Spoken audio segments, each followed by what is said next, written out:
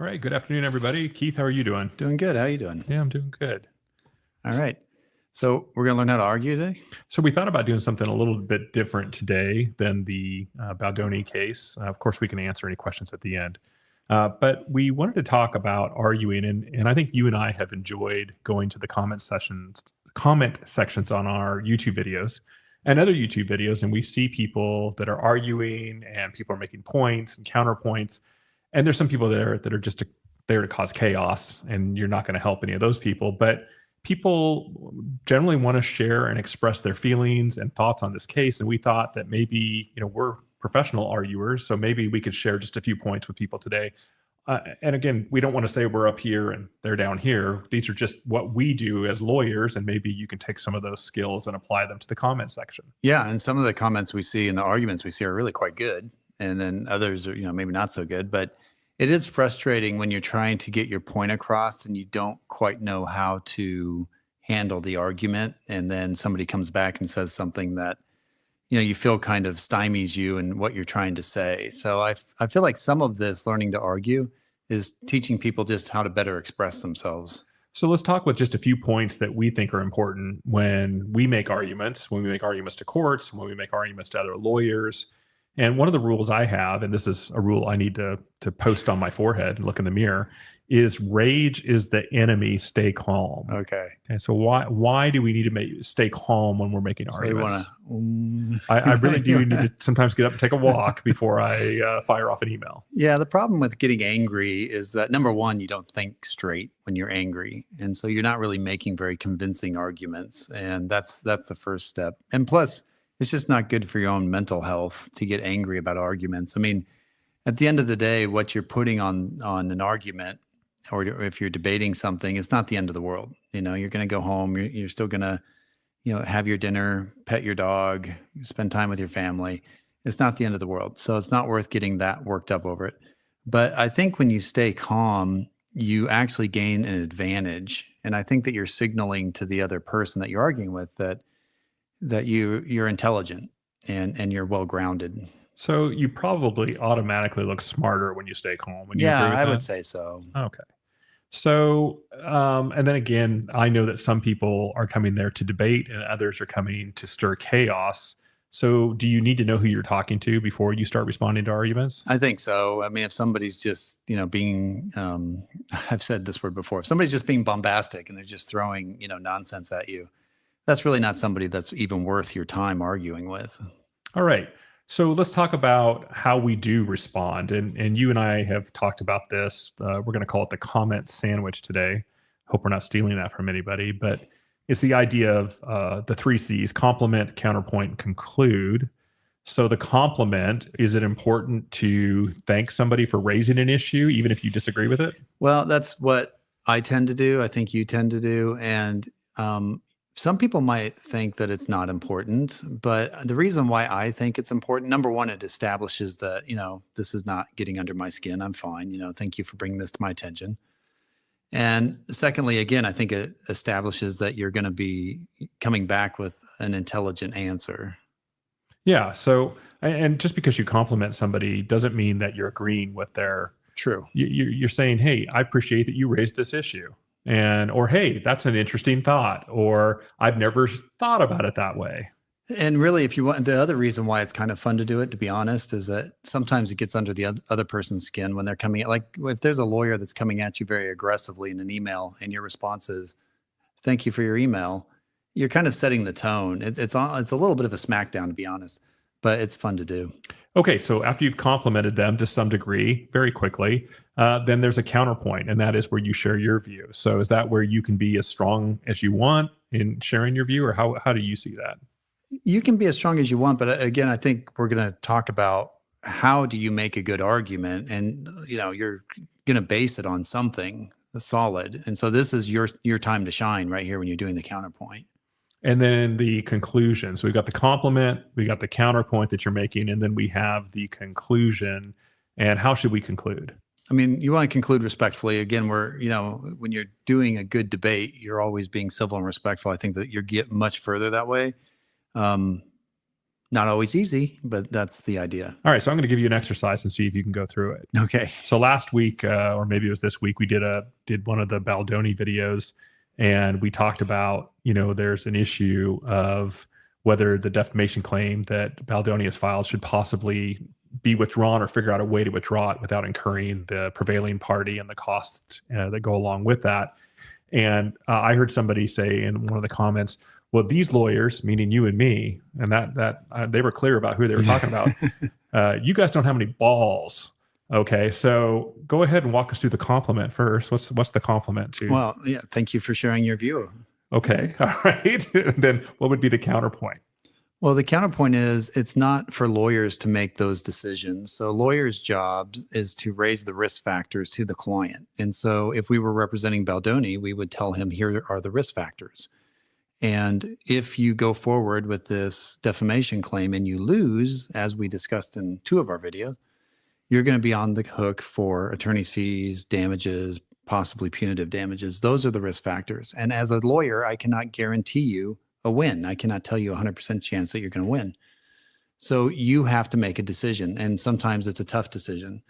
It's not for the lawyer to make that decision. It's for the client. And so ultimately, Baldoni and the Wayfair parties will decide to take on that risk or not. And once they do, then the attorneys will have their marching orders and the lawyers will move out and fight the fight if that's what they want to do. So you have complimented the person who said that you and I don't have any balls. You have counterpointed with your view saying it's really not about our balls. It's about our clients' about Wayfair's balls. Ability to withstand what could happen. Right. And then how do you conclude? And then we'll have, well, for that particular case, I don't know how they're going to decide. So my conclusion would be, we'll have to wait and see how Baldoni and the Wayfair parties choose to proceed. Okay. So I think that's a nice way. And one thing that I have an example here is you can say that, you make a fair point about X, but Y is supported by facts or witnesses or documents, but I still appreciate that you're critically thinking about it. Yeah. So I want to thank the whoever posted that. I want to thank them for having Keith and I consider whether we have balls or not as lawyers. I do appreciate that. So, all right. Using evidence. One of my favorite interrogatories is in California. It's a form interrogatory. We do it in written discovery, and you can also do it in federal court. But essentially, you want to get all the facts, all the witnesses, and all the documents of a case. And if you could only ask one question in written discovery in every single litigated matter, and of course we can ask lots of questions, but if a judge were to say, I'm only giving you one set of questions to ask, you would ask for all facts in the case, all witnesses in the case, and all documents in the case. Why do you think that's important?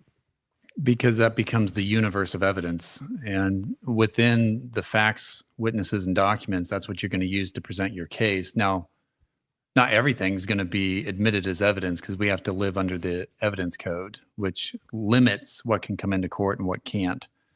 But facts, witnesses, and documents, that's what you're putting on. That's your presentation. So what I'd want to know is all the facts that Blake Lively has that support that she had SH occur in this case. Right. And I'd want to know all the witnesses that can testify to that, including herself.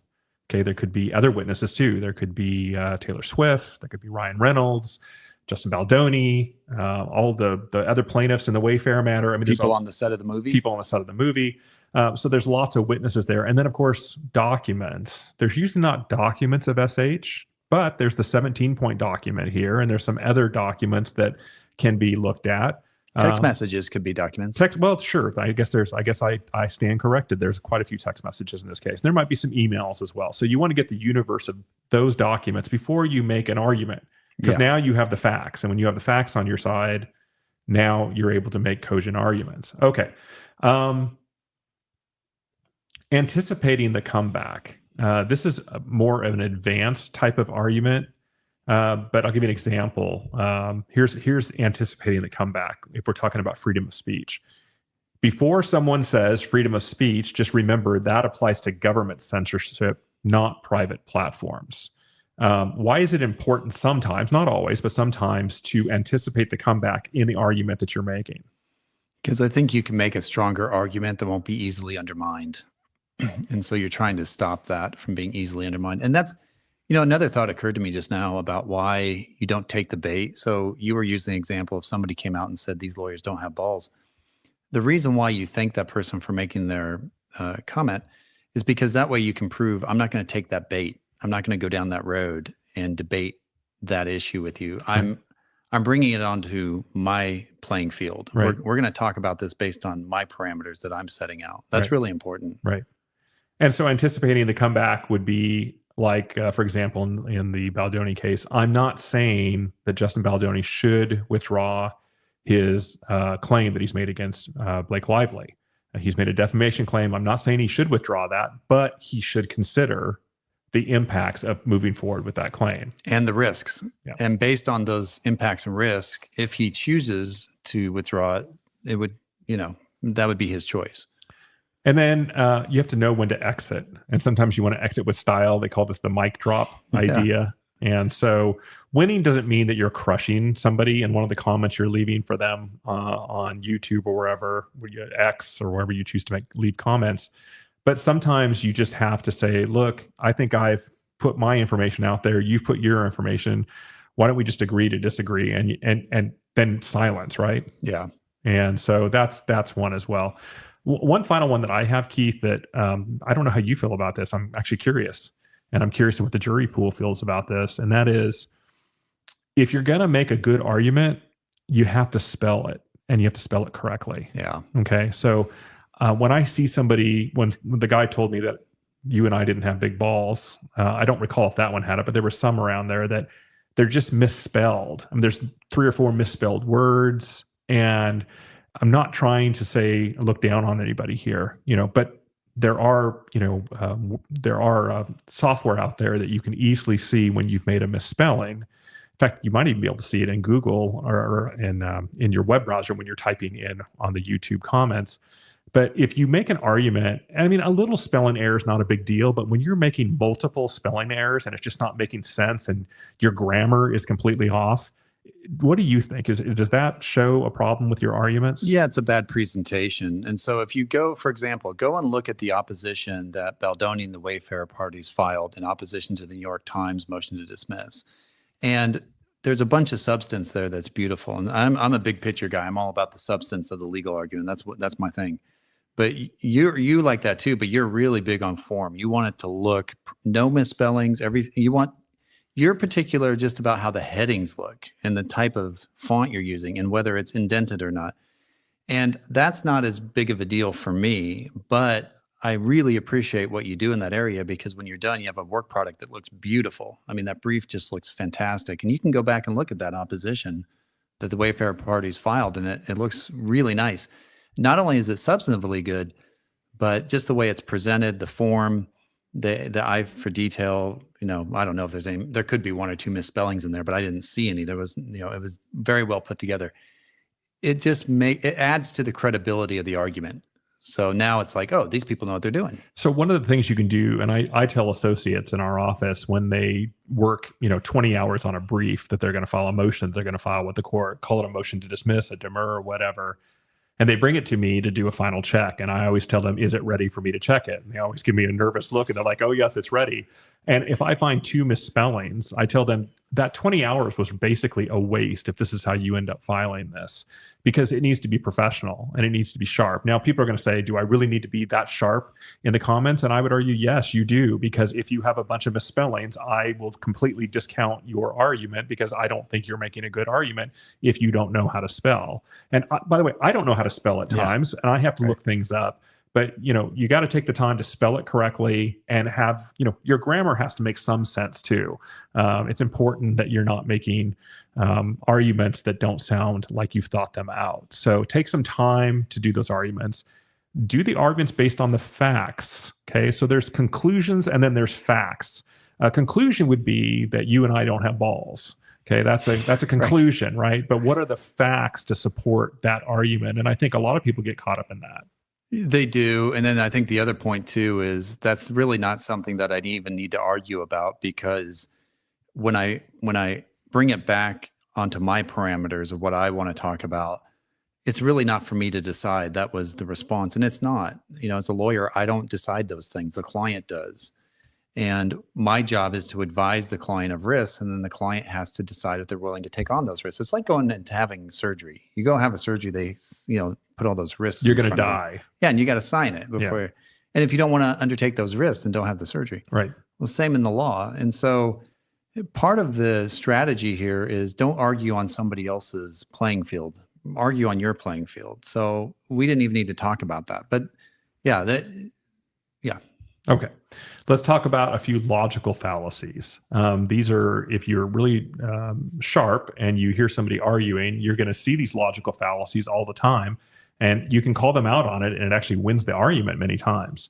And so the first one is the straw man. And that is, the straw man it's misrepresenting someone's argument to make it easier to attack. And let me give you an example. We should have better public health care, is what the person says. And in response to that, someone says, so you want the government to control every part of our lives? And of course, that's not the argument that was made. It's interesting that you would say that, but that's not what I said. I said we should have better public health care.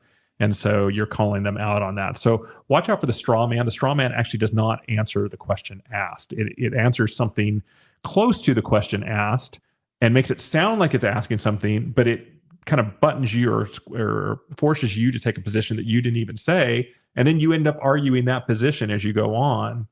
Yeah, I always think of a straw man argument as it's an easy argument that you can knock down where you're trying to prove a point, but it's not very effective. So for example, going back to I guess we're going to talk a lot about this comment that we don't have balls, but going back to that comment, if in response I were to say, do you want somebody who has no money to risk hundreds of millions of dollars? That's insane. Of course they shouldn't do that. Okay, that's a straw man. I mean, of course we don't want, a regular person who doesn't have a lot of money to risk $100 million. But it misses the point. That's not really the point of the argument. You're just setting that up to knock it down to try and prove your point, but it's not very strong. Watch out for the straw man. They're changing the subject on you, and they're trying to make you look bad. Yeah. Keith, the next one is an ad hominem attack. Do you want to walk us through that one? You're a jerk.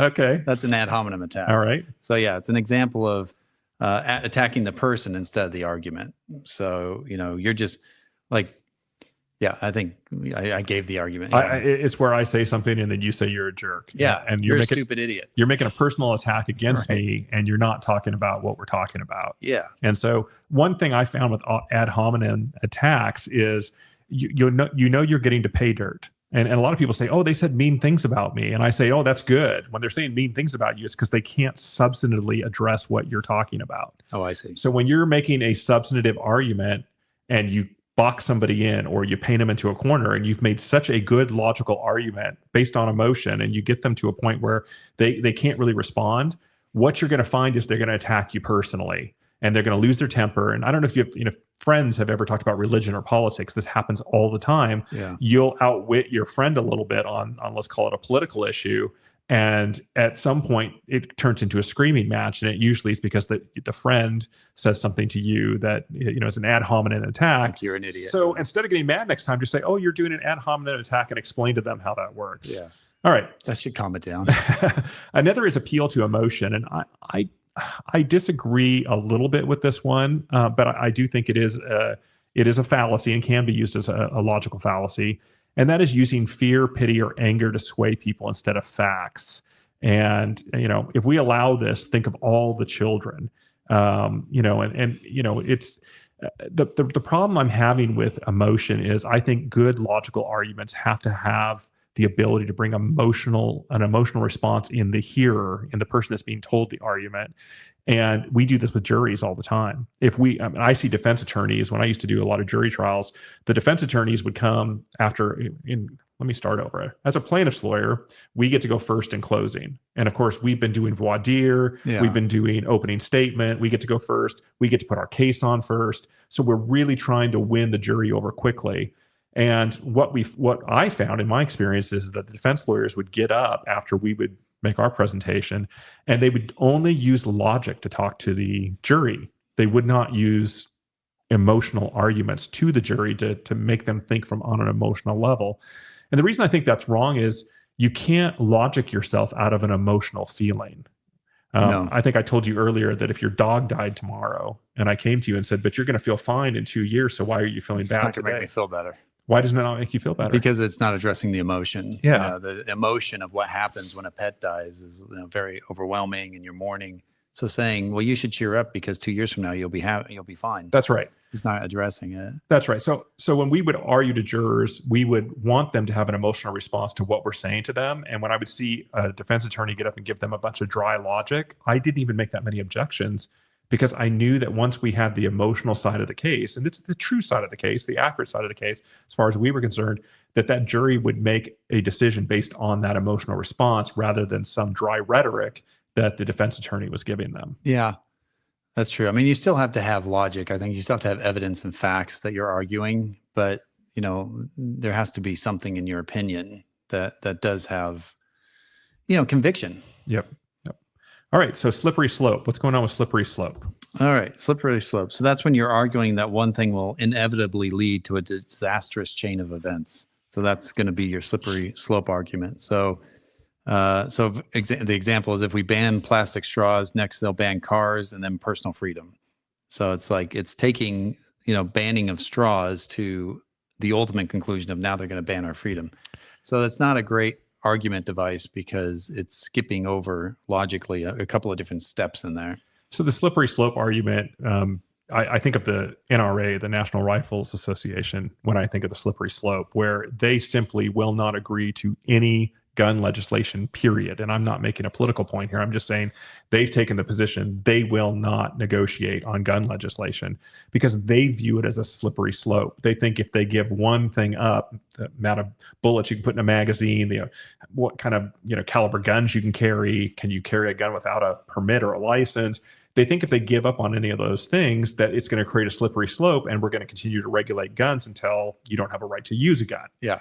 So that's the argument there. And I think that there are arguments against that idea that, no, it doesn't mean that just because you put some common sense legislation in, it ends up with no guns for everybody. In fact, the United States Supreme Court this very week, in a 7-2 decision, and it's a conservative Supreme Court, decided that these kits that you can buy to build guns, they are called ghost guns. Yeah. Overwhelmingly, 7 out of 2 of the Supreme Court justices said that those guns have to have serial numbers on them and comply with I forget what the Gun Act is. It's a 1968 Gun Act. And of course, that's not, in my mind, a slippery slope. That's just common sense. You don't want people using ghost guns.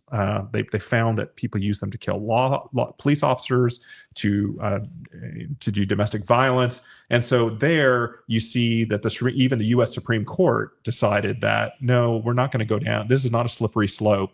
We're going to have some common sense legislation. We want serial numbers on weapons, and we've been doing that since 1968. This is not something that's controversial. This is something we've done on anything that already is a gun. So anything that can easily become a gun, we're going to have the same requirements. So and that decision, they decided that was the right answer. But I guess that the counter argument would be, oh, now that's a slippery slope to regulating metal and not just kits. Yes. Yeah. I think Justice Thomas dissented, and I don't remember who the other justice was that dissented, but essentially what they said was that it just went beyond what Congress had, or the regulation that the DEA had put out. And because it went on beyond the face of the regulation, that they, if they want to make that regulation that you put serial numbers on ghost guns, they should just simply say that. So I think that was what the dissent was, but who knows? All right. So false equivalence. What's that about? What kind of why don't we want to use that as a logical fallacy, or why is that a logical fallacy? False equivalence is when you pretend that two things are equal when they're really not. And so, I mean, the example is like canceling someone is basically the same as government censorship. That's not entirely true. And so when you're pretending that two things are equal when they're not, I'm trying to think of a good example. I think the call-out line is, it's like saying that a speeding ticket and prison are the same because both involve punishment. I see. Whereas they're very different punishments, obviously. Very different. In fact, everyone would take the speeding ticket over prison. Well, right, exactly. Yeah, so they're not equal. They're not equal. Okay. And then one of my favorite, I remember as a young law student, I was called on in class for a case. And I don't remember what I said, but I used circular reasoning. And the professor took time to point out what circular reasoning was at my expense and as instructional for the class on why we don't use circular reasoning. But what is circular reasoning? Well, it's like something's wrong because it's illegal, and it's illegal because it's wrong. It's like, you're just saying, The same thing again. Yeah, the same thing again. It's like, well, but why is it wrong? Right. Yep. So then the call out for that is you're just going in circles. Try again. Yeah. Okay. So look for that as well. Bandwagon. This is an appeal to popularity. And it's assuming something is true or good just because a lot of people believe it. And so the example is millions of people believe this, so it must be right. And the call out line is, well, popularity isn't proof because flat earth fans, there's a lot of those people out there that think the earth is flat. In fact, maybe somebody listening right now thinks the earth is flat.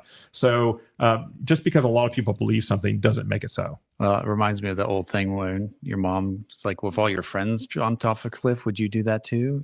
Yes. That's Bandwagon. All right. Hasty generalization. So jumping to conclusions based on a small sample. I love this one. I knew a rude vegan once, so all vegans are rude. Small sample size. Yeah. So we got to have it may be true, but we need to get some more data, right? But what if you find like 1 million vegans and they're all rude? Is that what's a larger sample size? I mean, are they, and then the question is, are people just rude in general and they happen to be vegans? So, okay. So, we wanted to talk a little bit just about what you can do to sharpen your argument skills. And so we've included a PDF in the description of this video. And I have 3 categories that I've included there, Keith, for everybody. And you looked over this list with me, and I think you liked it as well. But there's cases, there's Amazon. So you can go to Amazon.com and buy some books. There's newspapers. And then we both put in a few of our all-time favorite books. Yeah. Why is it important for us to read these things? Oh, I think it just makes you a better thinker, a better writer, and a better arguer as a result of that. And there's nothing better than reading, like in the different news sources, read things that are against your own politics. And so whatever side of the spectrum you find yourself on, it never hurts to go and read some things on the other side, because I think it strengthens your arguments and strengthens your point. And I'm not saying it's going to change your mind and you're going to suddenly switch sides, but it certainly will help you argue your side of it. I think even better when you understand the opposite side. We've said that before, and I think it's true. Let me just throw this up here for everybody. So I've included a link to the opinions of the Supreme Court of the United States. Just go there, pull up a case and read it. It's some of the best writing you will ever read. And it also is based on argument. In fact, you want to find cases where the 9 justices on the Supreme Court disagree on a 5-4 ratio or 6-3 or whatever, because then you get what we call dissenting opinions that are after the concurring opinion, the majority opinion, and you're going to see the opposite arguments being made. And these are some of the smartest people on the planet. They have a lot of law clerks working for them that also are very sharp, and they put out fantastic opinions. And I'll just give you an example. If you look here, I'm at Bondi versus Vanderstock, and that's the exact case I was just talking about just a little bit ago. And that has to do with the Gun Control Act of 1968. And just take a few minutes and I won't bore everybody here with this, but just take a few minutes to read the introduction, and you're going to know exactly what the issues are, what's being argued, and what's at stake. And then you're going to see here that 7 of the justices all agreed. And then you're going to see dissenting opinions by Justice Thomas and Justice Alito. We'll read those dissenting opinions, understand, see how they argue things. These are the best arguers on the planet. If you took their methods of arguing and you put it into a comment section on YouTube, you're going to be the rock star in that comment section, because this is the top of arguing. The other thing that I'd point out is Keith and I, we live in California, so we go to the Supreme Court of California, and we'll download every now and then a case. And we'll read through it, just even though it has nothing to do with our practice area, anything to do with what we do as lawyers, because it just is so well written. It sharpens us. It helps us to see the finer points and things. Yeah, it's always good to read good arguments. And if you look here, I did include, this is the Trump case, Donald Trump, and it has to do with the order not to deport this violent gang members to El Salvador. They're supposed to be Venezuelan gang members. And this was the Court of Appeal, the District Court of Appeal and the Federal District Court of Appeal. Yeah. And it's in District of Columbia. And if you just look at this, I just want you to see that this is the kind of good writing you get from these people. Just look at the first paragraph of, this is a 2-1 a decision, a 3-judge panel, and they all came down on the district court side. So now it's going up to the United States Supreme Court. But just listen to some of this. In 1798, our fledgling republic was consumed with fear. That's just a sentence, and it just draws you in. It's well written, gives you time, gives you context. It talks about us as a fledgling republic. Fear of external war with France, fear of internal strife from her sympathizers, and for the incumbent Federalist Party, fear of its chief political rival, the Jeffersonian Republicans. Oh, that's a really good. So we haven't gotten to talking about rhetorical devices, but one of the most common rhetorical devices is when you use the same word or phrase multiple times. And so you look at the use of the word fear, and the way it says fear for international strife, and like the first 4 sentences have the word fear in there. So there's something about the human brain that likes that repetitiveness, and it really draws us in. That's what rhetorical devices are. And so they used it really nicely there. So in 1798, there was a lot of fear going on in the United States, right? Yeah. And we know that John Adams was the president at the time, and that we know Thomas Jefferson would be the future president in a couple of years. Yeah. And we know some acts were passed under Adams that Donald Trump is using today. He's using one of those acts all the way back to 1798. So it says in the summer of 1798, if you can travel back that far with me, the Federalists decided to kill 2 birds with 1 stone in a series of laws known as the Alien and Sedition Acts. Does anybody remember that from high school history? The Federalists granted the administration of President John Adams sweeping authority to expel immigrants, gag the free press, and rid themselves of 2 key pillars of Republican support: immigrant voters and partisan newspapers. At the same time, these laws would purge the country of reviled Jacobin sympathizers. I'm sorry, but that sounds like politics today. Like it really hasn't changed. This is beautiful. And what I want to point out to everyone listening in is this was just written this week. And this was done by a judge that is on the Federal District of Columbia circuit. And it's beautiful. There was 2 females and 1 male judge. Now, the male judge, and I forget his name, he's a Trump appointee. He's a young guy. He's like 44 years old. The guy's very accomplished. He actually did a dissent. And so you can go and read his dissent, and it's fantastic. I mean, this is just some of the best writing you're ever going to come across. This is, take your time and go through it. It's just that first paragraph. It was really nice. And then just a couple hours ago, I want to bring everybody up to date that the Trump administration has appealed to the Supreme Court of the United States, saying that appellate court that we just looked at got it wrong. Yeah. And saying that the judge underneath in the federal district court, he's brothers with, not brothers, but he's a judge like Judge Lyman in our Baldoni matter, that he got it wrong too. And all I want to point out is there's a bunch of legal shenanigans being quoted up here, but I just want you to look at the 4 sentences here of what President Trump's lawyers are saying about the underlying case here that we just looked at.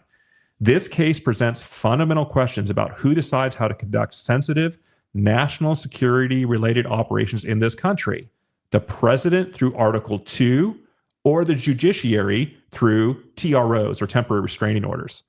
The Constitution supplies a clear answer: the president. The republic cannot afford a different choice. I mean, obviously, this could be responded to by very smart lawyers on the other side, but to be able to encapsulate that entire case in 4 short lines there with such beautiful prose, good job. Yeah, and it's another rhetorical device where you're putting something large, Article 2 of the Constitution, against TROs by the judiciary. Now, when I first looked at this, I thought it was going to say Article 2 versus Article 3, which is the article in the Constitution about the judiciary.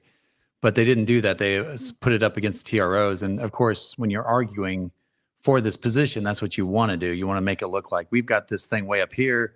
Is that going to win? Or is this thing way down here? Is that going to win? So does the Constitution win, or does the TROs? Or these lowly TROs? Yeah. I would actually say, I think the Constitution wins and the judiciary is in the Constitution. So that's what I would say. You can see how the argument's constructed there, and it's really nicely done. Another tip that Keith and I have, when I was a young law student, in my second year, I had a professor challenge our course, just a few people in it, to read the Wall Street Journal every single day. I had never read the Wall Street Journal.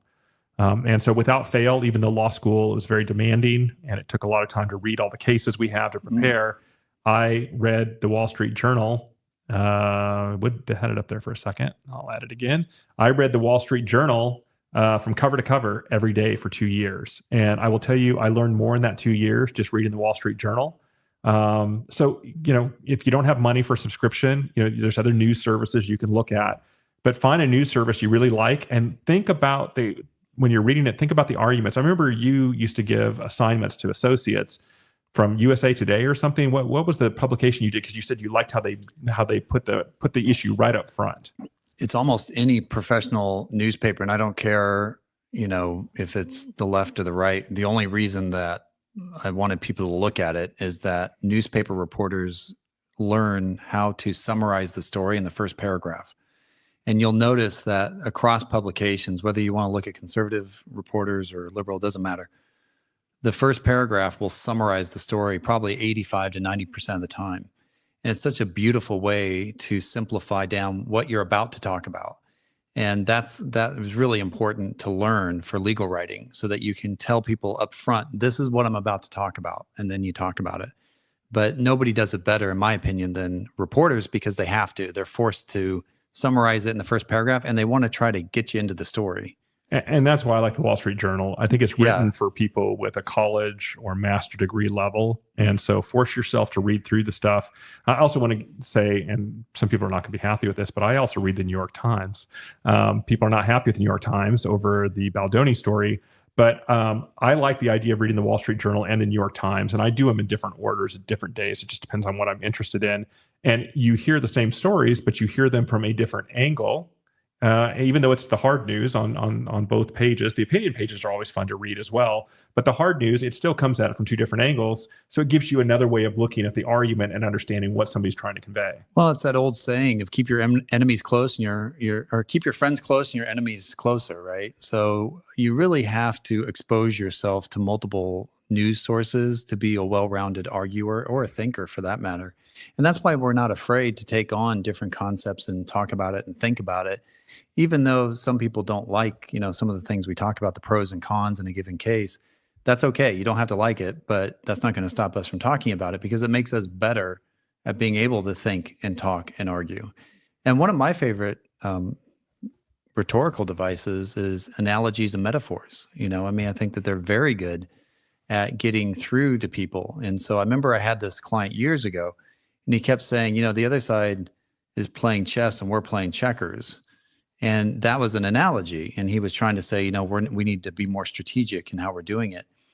And I learned over time that the more that you can use those type of examples when you're speaking to people, the more you can express yourself in a way that it touches on both the logic, but also the emotion. And it's a rhetorical device. Analogy and metaphors are a rhetorical device, but they work. So why were you playing checkers when you should have been playing chess? Well, no, see, I told him, no, we're playing 3D chess. Oh, okay. All right. Yeah. Okay. All right. So, but that's the thing, is that you can't just logic your way out of that. When somebody's using an analogy with you, you almost have to go back with an analogy in return, right, in order to meet them on that emotional level. Yeah. No, I think analogies make a lot of sense. And again, those touch emotions. And touch emotions. Yeah. There's a reason why rhetoric works. It was, invented thousands of years ago. Yeah. Because was it Socrates? He certainly perfected it. Yeah. I don't know if he invented it, but it works because people are emotional beings, and they always have been, always will be. So. Right. A couple other comments here, and then we'll get to our question and answer session, and we'll answer any questions you have. I know there's people that want to ask questions on the lively Baldoni matter. We're happy to answer questions there as well. So there's these lists out there on the internet, the 100 greatest books of all time, and I didn't include in the attachment that you guys can look at it under the description, but I did include some of the best books that I've read, and Keith's read a few. Actually, he'd read most of those as well. I've read 3. You've read 3? No, I'm just kidding. Oh, okay. But the thing I wanted to point out about the few books that I put there, there's like George Orwell's 1984 and Animal Farm. There's Don Quixote, the Iliad, the Odyssey, and Paradise Lost, War and Peace by Tolstoy, the Canterbury Tales. There's just a whole list of books you can look at there. But here's the point I wanted to make. And if you were to pull up the Iliad or the Odyssey by Homer and start reading it, you're going to be very confused, and you're going to put it down, and you're probably going to say, I'm never going to read that again. I couldn't understand what they were trying to say. Or if you start reading Shakespeare, you're going to go, oh, it's just so hard to follow. But that's your brain actually doing bench presses. That's your brain doing heavy duty weights. and you have to wrestle through it. So slow down, take each sentence and try to understand it. And I promise you, a month from now, you'll be reading the same passage again, and you're going to start understanding it. But you've got to force yourself to do it. And what this is doing is it's training you. It's making you sharper. It's making you smarter. It's taking you to a level that most people aren't willing to go through. The pain is just too much. So when you're reading something you don't understand fully, or you're having a tough time, fight through it. I mean, maybe only read for 10 minutes, but don't stop. Come back the next day and read for another 10 or 15 minutes. Try to get through the stuff, and I think it'll pay off in spades, because it makes you just sharper and more attuned to making arguments and actually listening to the arguments that people are making on the other side, and understanding how to respond to those arguments. And being willing to engage in that too. So I'm not afraid of the opposing argument. I'm willing to listen and then engage. When you said read it for 10 minutes, it reminds me of that book, Atomic Habits. I can't remember. I was trying to look up who the author of that is, but that's kind of the idea, is that if you just start doing something, even if it's just 10 minutes a day, you'll get into that habit over time, but you have to keep doing it. James Clear. Yeah. Yeah. Okay. That's a good one. That's a good one. Yeah. It's kind of it's a simple read, but it goes to Stuart's point, which is if you just start doing something, and I've used that and it actually works. So I have a challenge for the few people that are watching this today. And that is, when you go and do comments, if any of you guys do, I mean, you guys are obviously in the live and you're doing comments, but when you're doing comments on a YouTube video this week, and I want you to share it with us. I want you to share it with it. And I want you to say the comment sandwich and let us know what it is you did. I want to see the compliment that you give somebody for raising an issue, and make it a sincere compliment. And then I want to see the counterpoint. I want to see your strong counterpoint, your well thought out counterpoint, and then your conclusion. Man, I'd love to see some of those. If you want to put them in the comment section, if you want to tell us you did it. And then also, if anybody can catch somebody in any of these, the common logical fallacies, if you catch people in common logical fallacies, can you name the fallacy and can you share it with us? Hey, this person was using a straw man. Hey, this person was using ad hominem attacks against me, which there's plenty of those out there. This was an appeal to emotion. This was a slippery slope, false equivalence, circular reasoning. There's all kinds. And by the way, those are just a few of these common logical fallacies. There's others you can look for. So challenge everybody to become stronger writers. Oh, please spell check. Yeah. Please spell check. It's a big deal. Yeah. I bet ad hominem is going to be the most common. Well, people online are so ferocious sometimes. Oh, yeah. And that's the other thing, is no one to walk away from some of these people. I mean, if they're just there to be difficult, there's no reason you should expend any time with them. No. Yeah. Argue with people who are worthy of arguing with. Yes. Okay, Eric, producer Eric, we're turning ourselves over to you. Do we have any questions? Come on. Wait, I'm really loving the energy today in the chat. I have a ton of things saved that we can all get to. Equality, who I know is a really awesome member of our community, say, I love you guys. I also think it's important to recognize pigeon business, playing chess with a pigeon situation, and learn to just let it go. Again, some of these are 20, 25 minutes ago, but I didn't know what this was, but it's like, don't play chess with a pigeon, because they'll knock the pieces over and they'll take a crap on the board and then strut around like they won. Yeah. So I like that. That's really good. Yeah. Strut around like love it. Thanks for the support there. Awesome. It's equal. Are they from Australia? I think so. Yeah. We have a lot of people from Australia watching. Yeah. I love that. Yeah. I love all the devices and stuff. I talk about this at home too. So it's really striking a chord. Have you guys heard of, it's sort of like one that you mentioned, but one of my favorites is Emperor's New Clothes. Yes. I like that one. That's a good one. Which is it's a folk tale where someone is a grifter and they go to the emperor and say, hey, here's these awesome new clothes. You'll look amazing. They're just invisible. And then he tells everyone, oh yeah, these are my new clothes. They're invisible. And everyone's like, yeah, they look great, but he's actually naked. So don't believe everything that the public is. You don't want to be the emperor, right? Right. Yeah. But you don't want to go along with the rest of the kind of group there Yes. too. Alrighty. Here's a good question I thought too. Is it better to use big words in legal documents, or is clear, simple language better? Which is more effective? I'm a big believer in clear, simple language. I don't like using big words because I don't think that they're persuasive. I think that when you see stuff like that, the writer is trying to show off how smart they are, and it doesn't lend to the argument. It doesn't lend to persuasiveness in my mind. Occasionally, a well-placed big word is fine, but I think somebody trying to just impress the reader with all these big words I know, it just falls flat anytime I read something like that. I think it does. And I think there's been a couple of the filings in the Baldoni matter where both sides have gotten carried away in their introductions where they want to show these big impact words, right? And I think they would have been better to not use those words, just use regular words and make a good, solid argument. And I think it carries itself further. Yeah, keep it simple, stupid. Yep. Right? Yep. Okay, here was something that we want to talk about, or we had seen this before we started. Tajesti says, can discovery begin while waiting for Judge Lyman's decision on motion to dismiss? Does it matter or change if it's federal or state case? Yeah, discovery can begin. In fact, it already has begun because we saw that Leslie Sloan asked the court to stay discovery because she had been served with some document demands and interrogatories, which interrogatory is just a big word for questions that we use in the law. And the court denied that and said, no, I'm not going to stay discovery as to Leslie Sloan, which was interesting because the judge did stay discovery as to the New York Times. But discovery can continue. It doesn't really matter if it's state or federal law that ultimately is going to be applied, or California or New York law, because there's certain information that you're going to want no matter what law applies. So when Stewart's talking about the facts, witnesses, and documents, you're going to want that for the SH claims, for example. Baldoni's going to want all the facts, witnesses, and documents that Lively has to support her SH claims. And he's going to want that no matter what law applies. And so there's a lot of discovery that can be started now, even though we don't know which law is going to apply yet.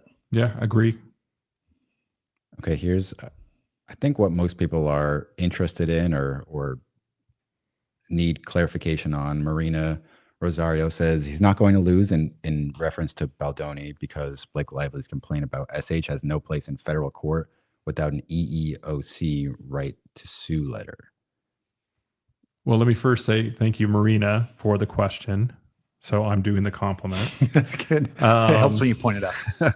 So Keith, there's been a lot on YouTube, and I think there's been one YouTuber in particular, maybe there's two or three of them, that have really focused in on the fact that Blake Lively, and we don't know this for certain, but it appears she may not have filed for a right to sue letter from the EEOC. And because she's in federal court, therefore her case needs to be thrown out.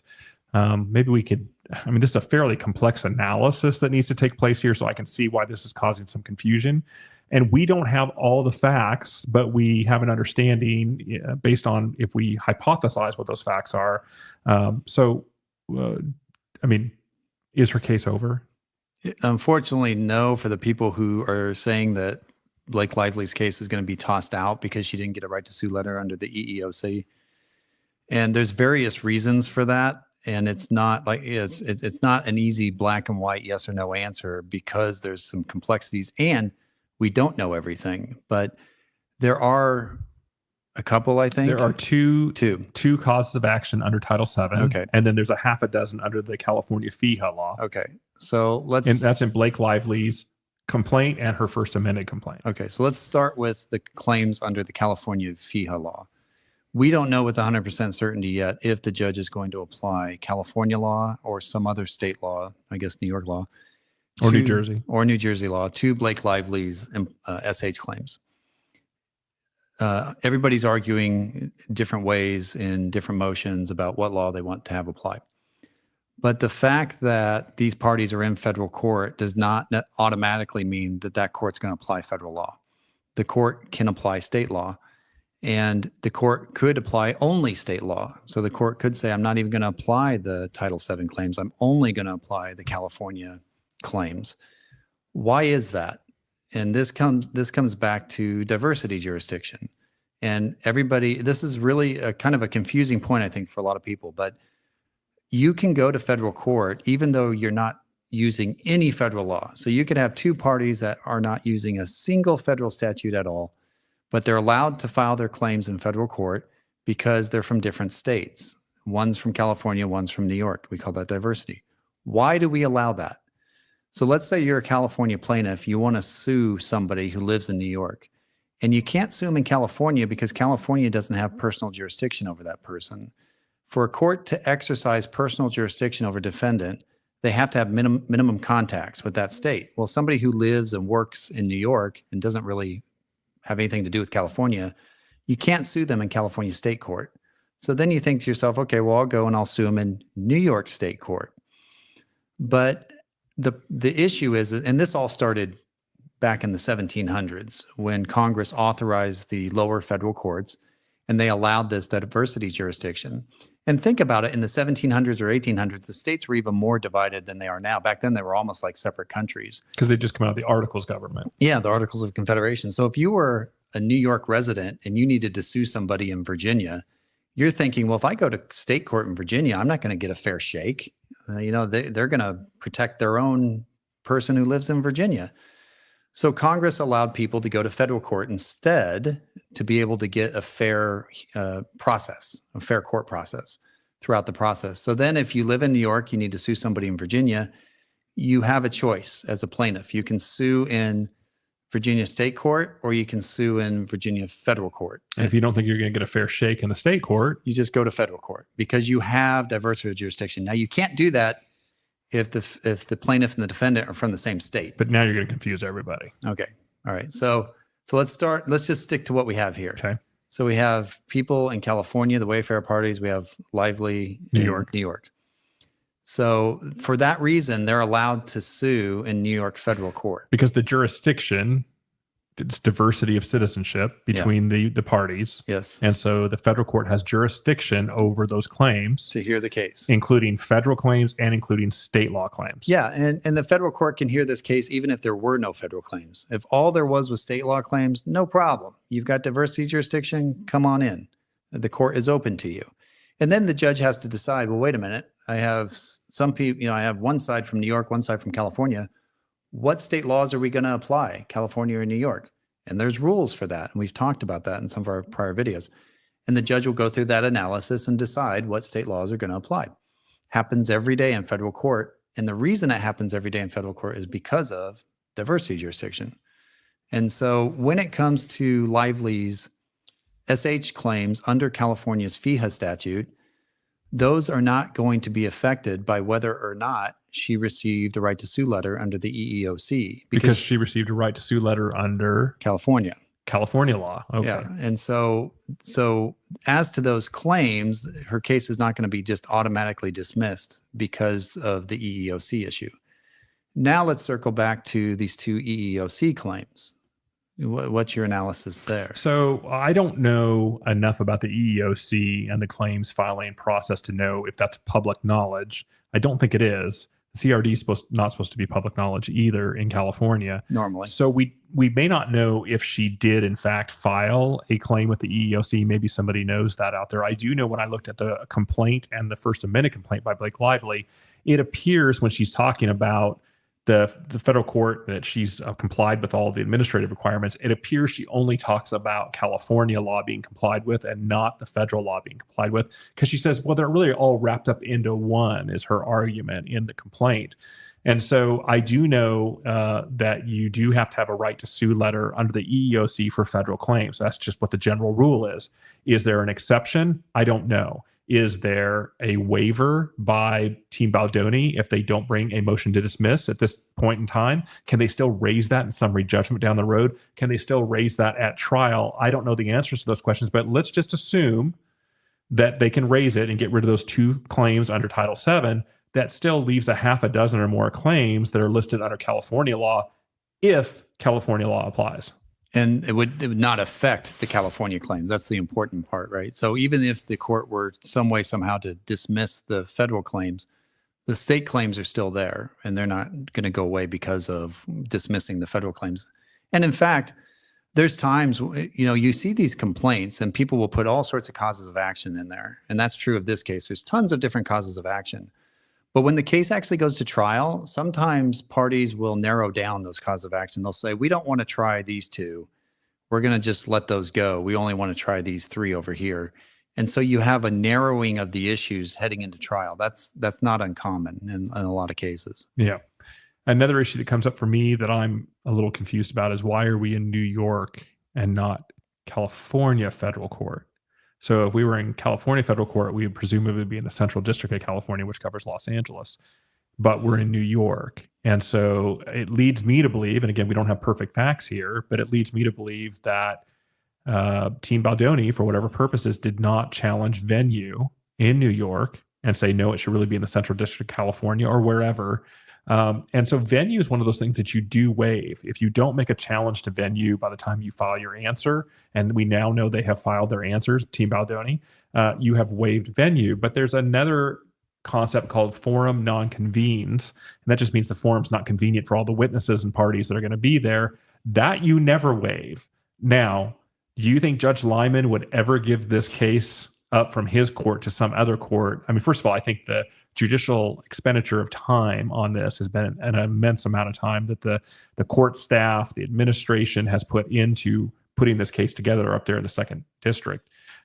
So I don't think it'll be transferred. I think it stays in New York. But there is an argument of forum non-convenes. But the point of venue is waived.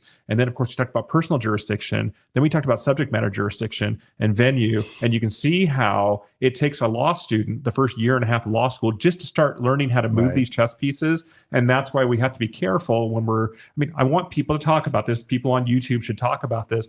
But just understand, this is a very complex analysis. And it's not easy. And if you go left here, that means it's a different turn down the road than if you went right at the turn back there. Yeah, so many issues in this case. I mean, again, if you wanted to learn about the law, this is a great case to learn about it on, because there's just so many different issues. And it is confusing because Lively's a New York resident. She sues Baldoni, the Wayfair parties. Baldoni, I believe, is California, but she sues them in New York federal court. So I'm left wondering, well, what's the jurisdiction in New York for Baldoni and Wayfair? But then Friedman doesn't object to it. He seems to be okay with it. So I think both sides, for whatever reason, they have some ideas in their head and strategy as to why they like that district.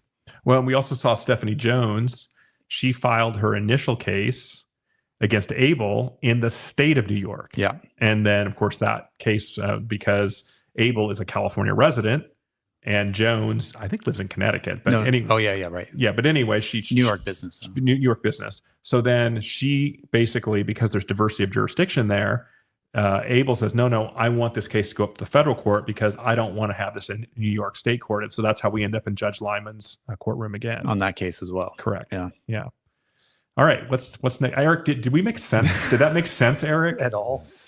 It's a lot going on. It's complex. Yeah. It is. I'll leave it at that. We're doing the best we can. No, everyone appreciates it. I got a few more comments I want to highlight. Stacy Brewer said, love that y'all trust us enough already to start giving us homework. This is why I follow law, even though I'm a layman. It sharpens my thinking as to what you guys were talking about. Thank you, Stacy. Awesome, Stacy. Here's another question from Brooke. She asks, have you looked into the Karen Reed retrial that's starting on April 1st? I think that's Tuesday.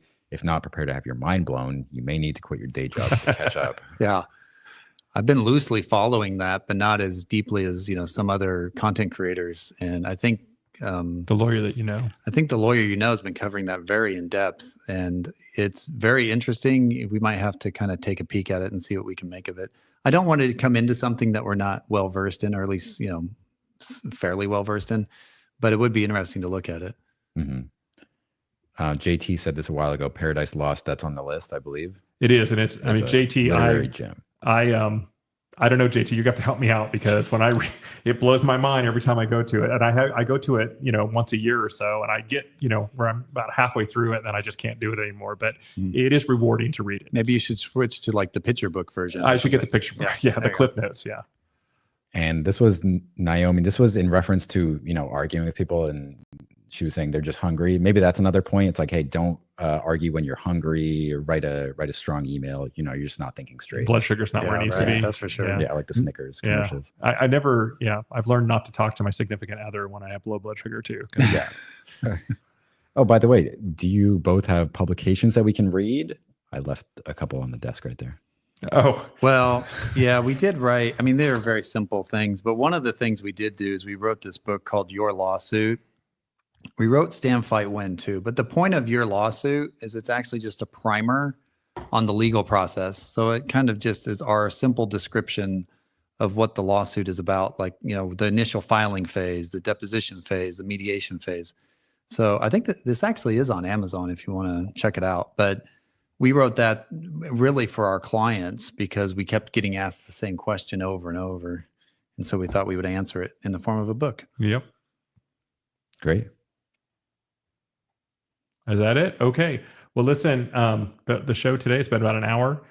We really wanted to get and challenge you to make sharper arguments, all of us, including ourselves, in the comment sessions. And don't let anybody take you down the rabbit hole and make you get angry and say things that you wish you hadn't. Compliment them and then give your counter and then give a nice, strong conclusion. And let's see if that increases the debate, if it makes it a little bit better for everybody involved. So we will see you guys again. We're waiting for something, obviously, to come out in the Baldoni matter. And when it does, we'll be sure to cover it. Yeah, I think we're having some oppositions. I'm sure that'll be coming our way next week. But we're checking every day, and we'll let you know when we see something. All right. We'll see you guys next week.